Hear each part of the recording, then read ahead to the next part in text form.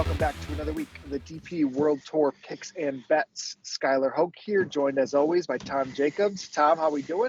It's good. You're actually getting natural sunlight through my window for the first time in, I can't remember the last time we recorded this podcast in that position. So yes, it's nice to have the old daylight savings time back and a bit of nicer weather in England this year. So or this week, should I say? So yeah, all good.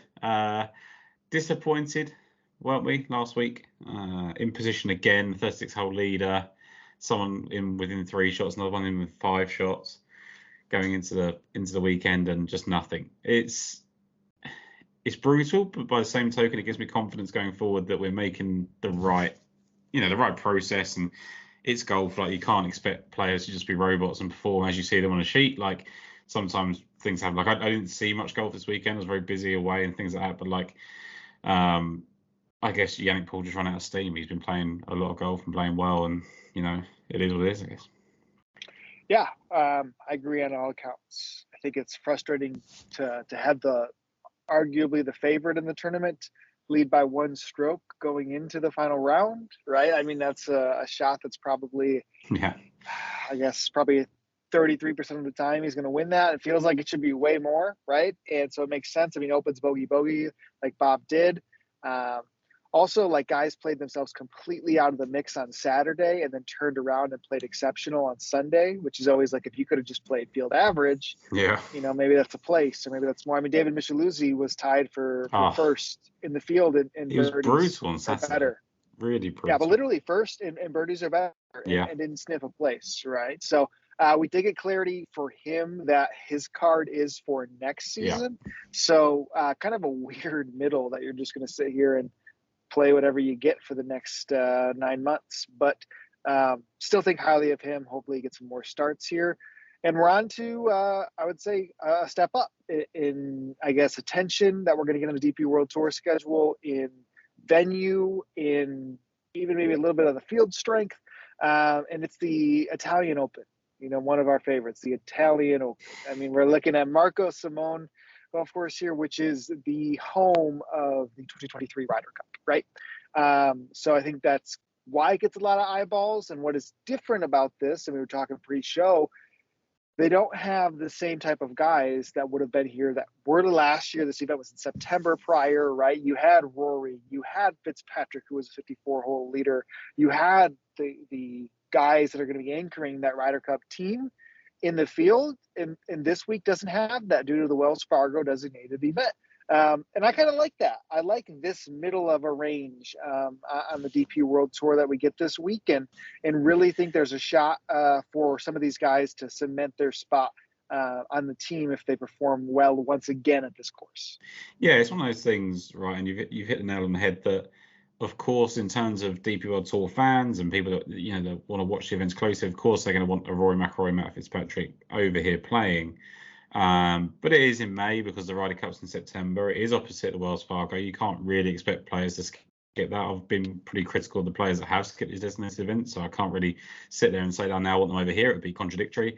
But I think the main point, Sky, one that the likes of the Højgaards and McIntyres that have already won at this golf course could really cement a place in the Ryder Cup with a win again this week. But I think also there's a certain players at the top of the board, one that we're going to agree on shortly here, like, that can really cement themselves as the best of the rest this season, and really prosper outside of the big guns. And I think we were talking about it, like, do we get anything from the likes of Hatton, Fitzpatrick, Rory coming over here and playing this event this week, when they're going to have to change the style of course as it is now to have any shot, I think, of winning a Ryder Cup? And I don't know necessarily that's what we're going to do, because at the moment it plays great into Rory, Rahm and Victor Hovland's hands, but that only strengthens the US team's chances as well.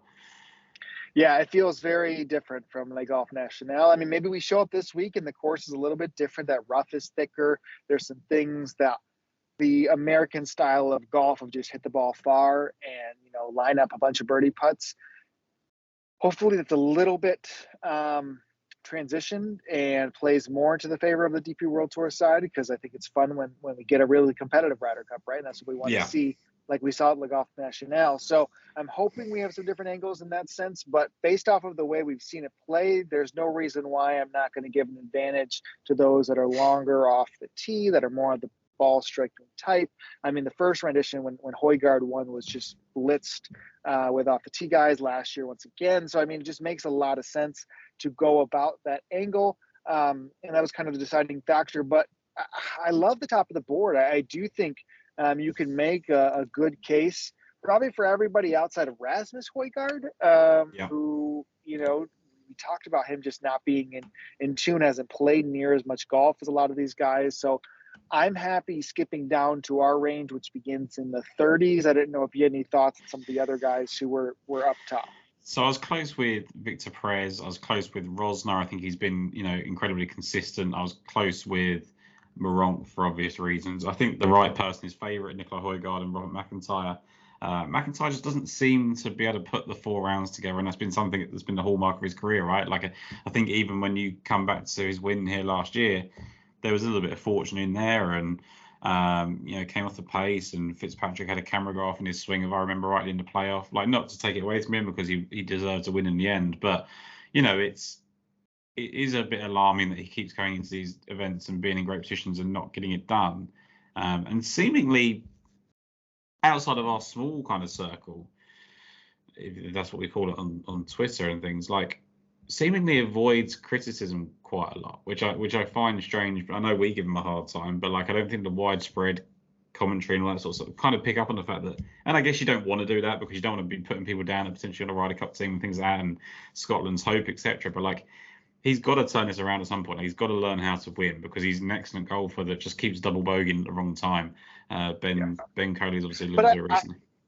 I think until you make that true leap, like a Hatton type leap, you know, a Wallace type leap, even his, you know, is kind of a little bit fiddle to that. Like, a lot of these guys, you could probably make similar arguments. Yeah, 100%. Like, this field is littered with those types of players. Like, Nicolai Højgaard could have won more than he has, and you know, certainly like a Jordan Smith and Victor Perez had a decent period out. I think he's probably a little bit more accomplished in terms of winning. Meronk's coming to that fore, but like, sometimes it just happens, and then all of a sudden in 2 years' time, a bit like Tony Finau on the PGA Tour, eventually you just go, all right, you know, it doesn't matter anymore. Like, they know how to win, and that's it. So yeah, that would be my kind of rendition, I guess, at the top of the board, and I think we're both in agreement with our first pick this week. Yeah, 100%. You know, it's going to be Jorge Campillo. Jorge Campillo is available at 35-1, and I think I loved Jason's tweet on Sunday morning. Again, everything finished, you know, early, you know, in the States. It's finally going to be the first event that we're going to probably have more in the Eastern Standard Time. But he's like, if you're backing Campillo, I think you should get Pablo, you know, Larrazabal for free with it. And because they have a similar style of game, I thought Campillo played so well overall. One bad round, again, makes a run up the leaderboard inside the places, you know, when you look at that at the end of the week. And it's like, man, what could have been for him? But that's like one of the first times I can really sit here and remember, like, this is the style of course, this is the form, this is what I like for him. I'm going to go in, he performs, he backs it up. We show up at another one, of course. Scares me because too much of a good thing with Campillo seems to run out of steam sometimes. But man, what more can you add to Campillo? Because I think he's definitely a great selection. Firstly, before we go on to why, like, is Pablo Larrazabal playing himself into Ryder Cup contention at nearly 40 Why is he not playing this week? Why is he not playing? Like he's won twice in 2022. He's won again in 2023. I think he's had a couple of other chances. He's beaten Arnaus and Helligkilde and Smith over those 3 events. Like, he's beating his competition. He's never actually played in one, despite the fact he's very capable of winning. Always, but like the people he's beaten, Montgomery, Garcia, Rory, Stenson, Mickelson, like all the people he's beaten in his career, like, he's not scared to go against these big guns. So he'd be an interesting pick for sure. I don't think he's going to get there because he probably doesn't play the events enough to get in. He's too volatile. But yeah, like, it's an interesting thing for sure. Jorge Campillo, fourth, first, ninth, and third. His last 4 starts is probably enough evidence as to why we're picking him. You know, 9th here last year, 7th in a previous Italian Open as well, 12th, 7th, 6th, and 6th in strokes gained tee to green, which, you know, we have to be a little bit reserved with on DP World Tour at the moment, like not all shot link, etc. But he's playing up to that as well. Like the results are the same, so it wouldn't surprise me they're accurate. Slightly longer than I ever gave him credit for. Like he's averaging over 310 yards on the tee. I think he's 312 now. So I think that kind of aspect that I always used to worry about him is gone. Like we say, he's been 9th here. He's been 7th in the Italian Open before. Go with the form guy in Campillo. It's been like Yannick Paul for the last couple of weeks. Like, it's right in front of you. Why try and avoid it?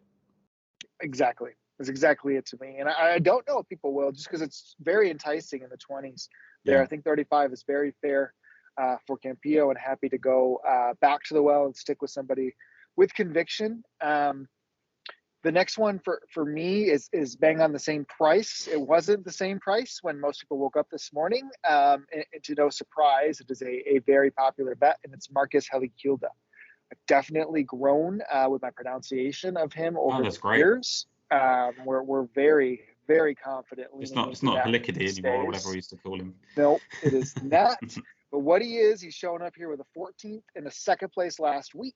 And then prior to that was 2 top 20 finishes. What do we know about Helligkilde? He hits the ball a mile. Last week, he led the field in strokes gained, strokes gained, I believe, off the tee, and he putted quite well, and he was first in greens in regulation. If you look at kind of an all-around rating, he was a clear number 1 in the field this past week. So if you're hitting it far, you're hitting greens, and you're putting it, I mean, that's a recipe for a lot of success.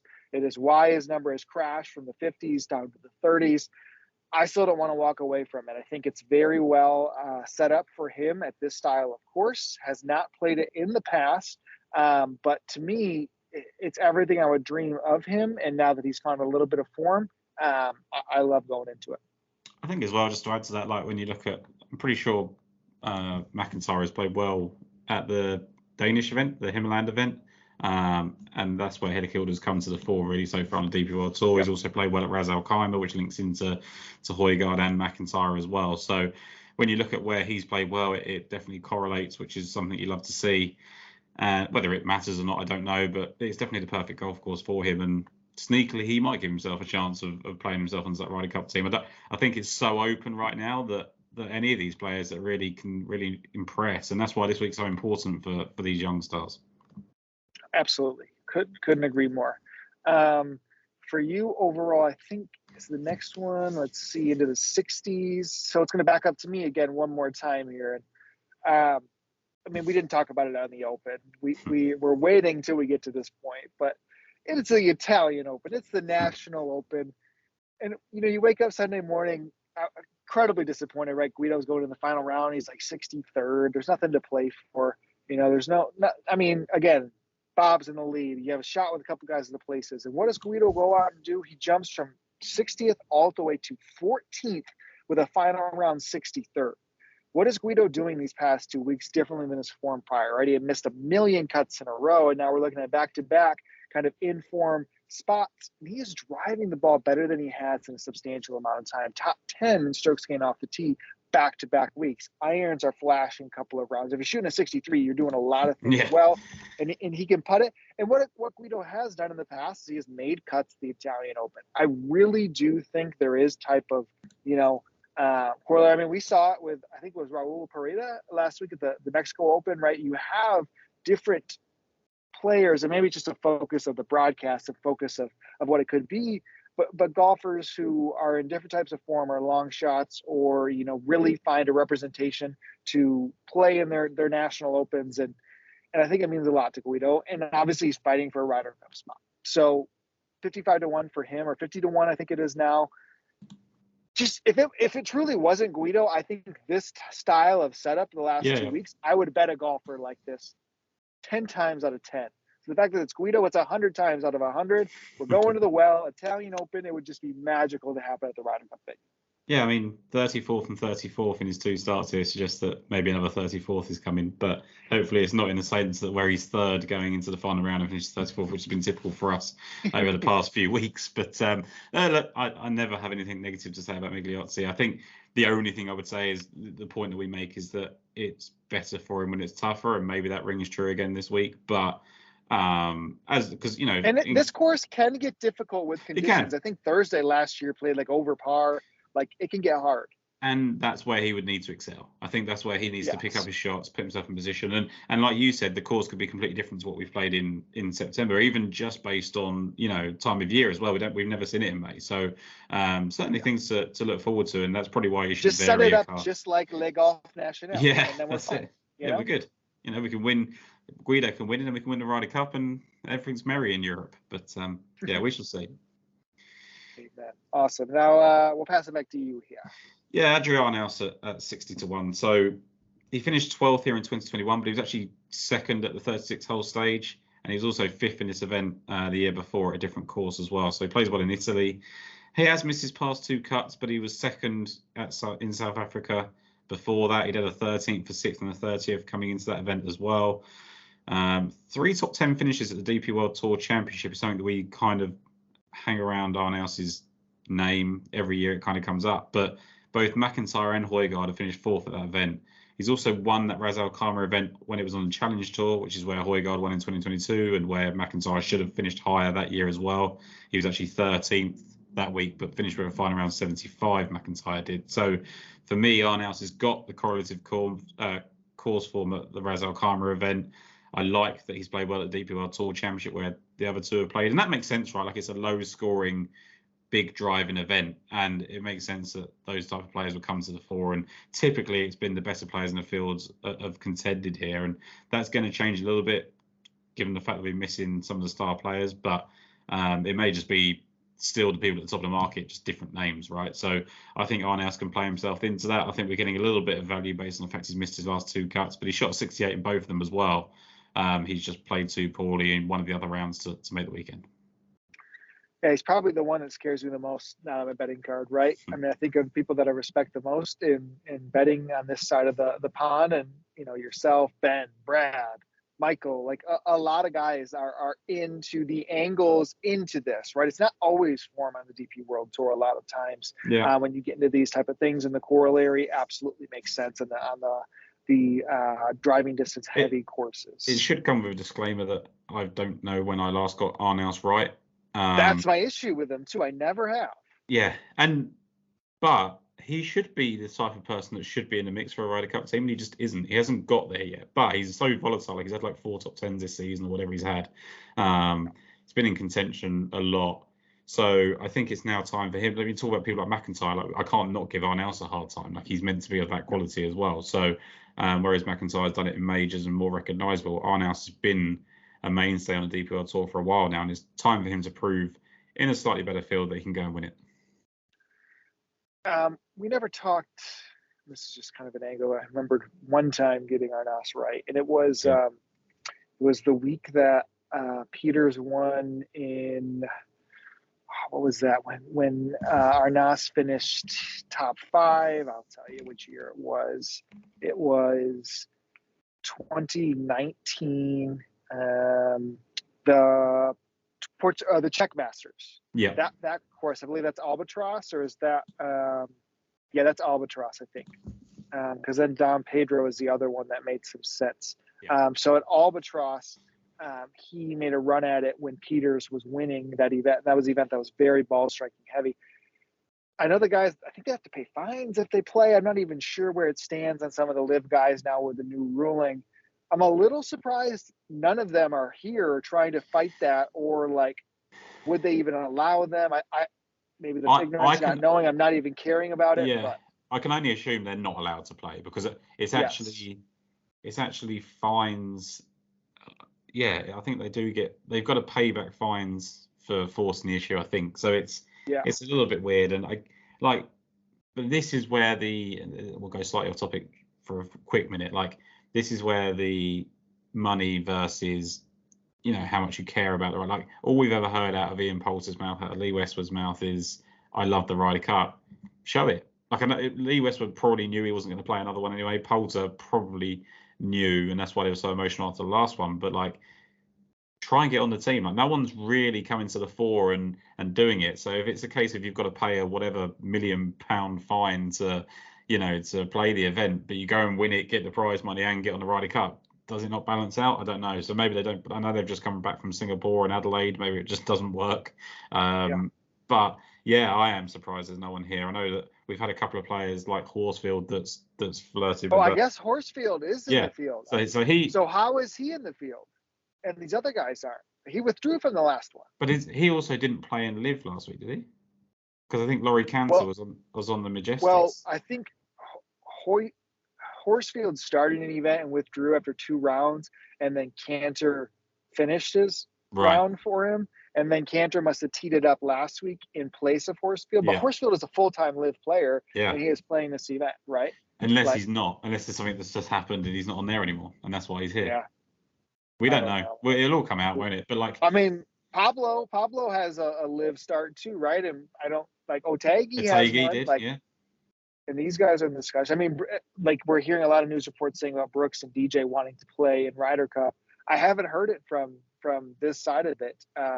Too much push. So I guess it's Peters is like the best course Yeah. that I could think of for this. Yeah, for like this Peters place. is the one, and you could tell he left on good terms. Like if you listen to the thing he said on foreplay, he was like, a Rain Keith Paley, and I spoke to all the people like the heads of tournaments and things like that, and explained my decision. He said he got nothing but kind of gratitude and support back. So it really is an interesting dynamic. But I guess this only opens up the door more for the McIntyres and Campillos and people if we're talking about him and stuff like that. So it could be a really interesting. It could be the first time that we've got a team of players that you wanted to give a chance to. Like a Matt Wallace missed it in 2018. Like you go, okay, well let's just pick the form guy that this season. If that happens to be Campillo, if that happens to be Larafabao or whatever, put them in and see how they go. And then there's no complaints, right? It's going to be tough either way. So it's going to be a really fun event, this Italian Open. It's definitely bubbling up to be something exciting. Yeah, agreed. Before we keep going with selections, we'll give a shout out to our audio listeners who can find us on daily fantasy sports picks and bets, The Mix, available on all podcast platforms, Mayo Media Network. Like, subscribe, review on YouTube goes a really long way for us as well. Again, we're getting kind of the meat of the DP World Tour schedule, which is a lot of fun for us too, as the summers are always a blast on the DP World Tour. So excited for that.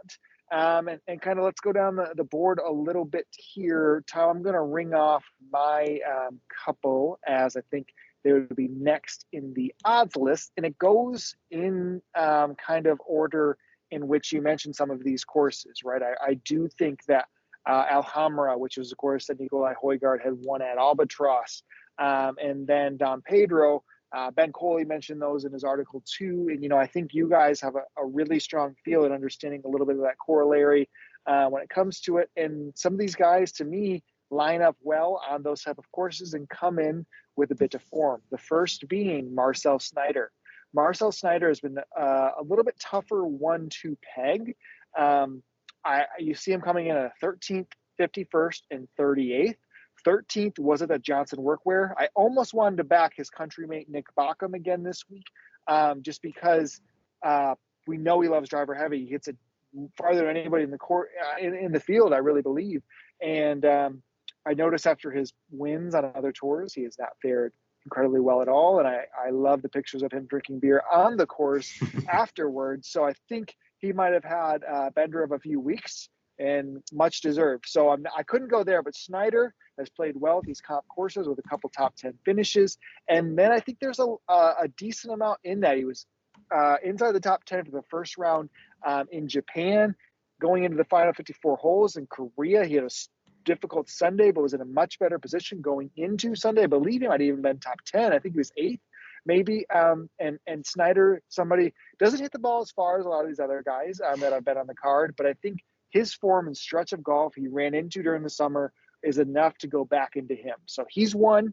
I think he's 70-1 is the longest. And the other one at this range is 70-1 too, who lit up the corollary courses last year with a second at the Czech Masters, a second at the Portugal Masters, coming in off of 14th in Korea, a 6th at the driver heavy course. Johnson Workwear is Gavin Green. Talk about people that I never can get correct. Green is somebody who, really hit that bill, but the one that kind of changed my mind was his loss to Kiefer in that Portugal Masters, I believe it was last year. We were all on him. It was in the Czech Masters. It was at Albatross. Czech Masters, okay. Through 54 holes, we were all in on him, right? Or it was a shortened event. He should have won that event. Lips out on the last hole, right? Very, very frustrating, basically the entire industry on him. I think we can go into a similar form. he might be the best putter on the DP World Tour. It's crazy how many consecutive events he has been able to putt so well. It's a little scary, but you line it up with that. I think 71 is still good offering for Green, who can score with the best of them. Yeah, I agree. And it's funny, as soon as you mentioned Albatross to me earlier, it came to me about Maximilian Kiefer. And like, what about Kiefer? He was fourth going into the weekend in Japan, yes. right? And he finished 16th, so he obviously fell away. But he was great in tee to green that week. I think he's got like a top 25 at this golf course in the past. 27th he was on his debut. Never shot worse than 72. So could be one of interest. I didn't get there because I've got a couple of others around this selection point, but I think he's interesting. I'm 0 for 3 for people that I thought you were going to be betting on this week. I thought you were going to be on Arnaus. I thought you were going to be on Nick Backham. And my next selection, Daniel Van Tonder, was someone I thought you'd be on as well. Close, man. You love Van Tonder at these type of events, right? And when I looked at it, he was 27th at Marco Simone in his debut, but he was second going into the final round. He was tied. He's one shot behind Højgaard, finished second. Was sitting in second, shot a final round 79 to fall away. But he's been recently a runner-up in South Africa. Coming back to a course where his strokes come forward. He's not as long as I maybe thought he was, and he's not gaining as many strokes off the tee as you'd like. But it's a slight concern that he's not coming to the fore more in these South African events. But I don't know if he's kind of just going through the motions, waiting to get back to these kind of bigger events on the DP World Tour, because that's clearly where he thinks he deserves to play and has been proving that. So for a guy that we know can win at this level, a guy that we know has played well at this golf course for 54 holes, I think Daniel Van Tonder is certainly good value at this kind of 100-1 mark. I think he's slightly bigger than that now on DraftKings over in the States. Let's see his latest odds. 150 on DK. Yep. So that's awesome. Yep. Yeah, he was close. And I think I was a little put off by both him and Henny Duplessis' Sunshine Tour form. Yeah, he would just like those guys to go down there and really like be in those final groups. And neither of those guys, outside of Van Tonder's first event, had really showed that. I just wonder if, he came close, he was second, didn't quite get the job done, and maybe just went, I'll just wait until the DP. Like, you never can quite guess, like you said before, like sometimes it comes to these correlation things more so than form. And I think we've tried so hard over the past couple of weeks to find out who's in better shape in Japan and Korea without having the course form and the extended lays off and things like that. In the end, I've just gone back to kind of my old formula this week, and Campillo and Arnaus were very obvious to me. The next two are slightly off the beaten path, but some logic there, I hope. Well, Tom, my final selection is literally the last person on the odds board. So that means I've got to round mine up. Yes. Then we can talk through a couple of guys here. We got a few. Yeah. So we talked about Al Hammer and Ras Al Khaimah. Daniel Gavins won that earlier in the year. So close on Gavins too. I love that. Yep. Yeah, like links into McIntyre and Højgaard in that way. He's also got 2-6 at the Alfred Dunhill, which links into both players there as well. And then when I looked at the fact that he was 13th at the Catalunya Championship, which is where Arnaus won, who's played well here and who I like as well, it makes all the sense in the world that he could play well here. Now, he has missed 2 cuts, but that's Daniel Gavins to a T. Like we don't really know what's going to come. That's why he's 300 to 1. He's very, very volatile. But I just thought the 14th last week, the fact that he links in with the Ras Al Khaimah, the fact that we know he can drive it with some of the best of them on his day, I thought he'd shown enough. It's very much a case that it's very sort of softly linked with the Ras Al Khaimah thing and that, but I just thought 300 to 1, like there doesn't need to be much about him to go with it. So that's why I've done that. Yeah, and his 14th or whatever it was last week, it was way more impressive knowing he was like 80th or 70th after the first round. He had incredible final 54 holes. We love to kind of see that as they go into the next week. His Ras Al Khaimah event was weird too. Like it wasn't good off the tee, but it was exceptional everywhere else. Maybe he lost a billion strokes on that 18th hole where he still was able to win with a double bogey. But no, I think overall Gavins does. He then, interesting enough, I wouldn't expect Gavins to really build off a win, and I don't think he did the last time he did it, like in his debut one. But he had that win, and it was a little bit fortunate on the last hole, like you said. But then he went to Thailand. He finished 22nd. He was only 77th at the Johnson Workwear, but he opened with a 67, was actually 15th after round 1. And then, like you say, he improved every round last week or got better position-wise every round. Final round 67 kind of vaulted him a little bit like Guido, not quite as impressive. Yeah, I just think there's enough there to sort of suggest that this course is suitable, and I'll ignore the 2 missed cuts for now and hope that he does prove his worth. Yep, totally get it. I'm going to run through a laundry list before I go deep on mine.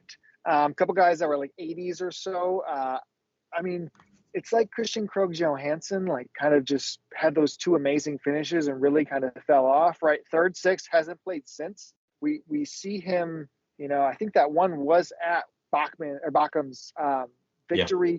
I mean, he can putt it with the best of them. He's not as great off the tee, but he had some of that corollary. I even looked back when he was on the DP World Tour the first time, his best finish of a year did come at one of the corollary courses too. So I was very close there. If I could make a top 10 after 36 hole selection, Sammy Valimaki would be minus 10,000. 4 events in a row, he has been inside the top 10 after 36 holes. Yet his best finish, he did have a second, then he goes 22nd, 63rd, 24th. Weekends have not been kind to Valimaki. If you look at those that had the corollary course form, Eddie Pepperell's is arguably as good as anybody's. But so that was like, do I pick Arnaus? Do I pick Eddie just based off of that? I mean, Eddie hasn't played in 2.5 months. He's been at home in the simulator and tweeting away. Said he's played the course plenty of times on the new sim, but just wasn't enough as he doesn't fit the course as well as I would love.